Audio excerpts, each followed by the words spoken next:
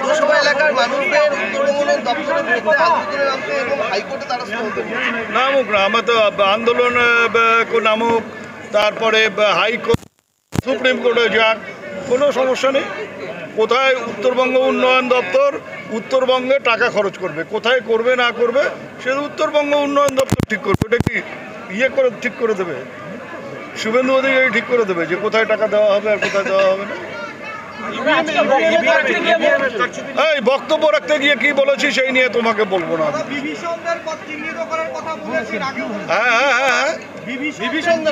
হ্যাঁ, বিভীষণ না থাকলে পরে কি রাবণ অত সহজে পরাজিত হতো? তা বিভীষণদের দিকে নজর রাখতে হবে তো। এরকম কতজনকে পেয়েছেন আপনি? আমি বললাম তো, এটা তোমাদের বলার ব্যাপার না, এটা আমি জেলা সভাপতিকে বলবো।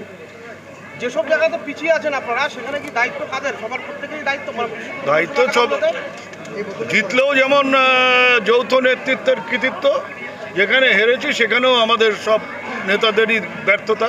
সেগুলোকে কাটিয়ে ওঠার জন্য যা যা করার দরকার আমাদের করতে হবে। তবে তার মধ্যে থেকে যাদের বেশি দায়িত্ব ছিল তাদেরকে জবাবদিহি করতে হবে, তাদেরকে বলতে হবে যে কেন হারলাম সেটা।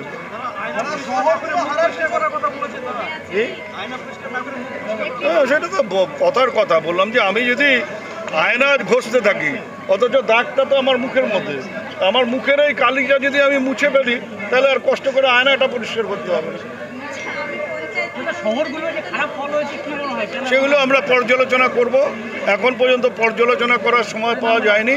শহরগুলো খারাপ হয়েছে, সেগুলো কেন খারাপ হলো সেগুলো পর্যালোচনা করে আমরা সামনের দিনে এই ব্যাপারে যা ব্যবস্থা নেওয়া নেব।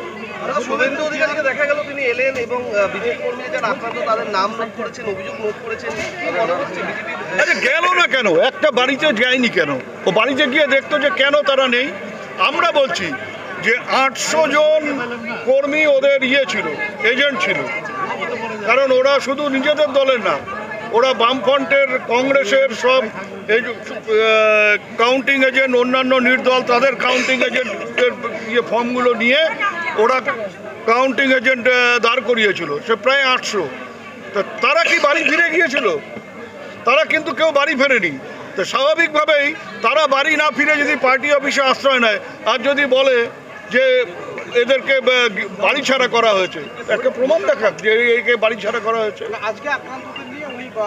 যেখানে খুশি জাহান্নামে যাক, বললাম তো জাহান্নামে যাক, কোনো আপত্তি নেই। ওর যেখানে খুশি তাকে আমি আটকাতে পারবো না। কিন্তু ওর যদি সাহস থাকে, ওর যদি ক্ষমতা থাকে, ও যাদের কথা বলছে তাদের বাড়িতে গিয়ে ওই এলাকার সাধারণ মানুষের কাছে খোঁজ নিক যে এদের উপর কোনো অত্যাচার হয়েছে কিনা এবং সেই অত্যাচারের ফলে ওরা বাড়ি ছাড়া হয়েছে। একটা কেস যদি দেখাতে পারে, ওর কাছে ক্ষমা চেয়ে নিয়ে আমরা দলগতভাবে তাকে বাড়ি পৌঁছে দেওয়ার বন্দোবস্ত করব।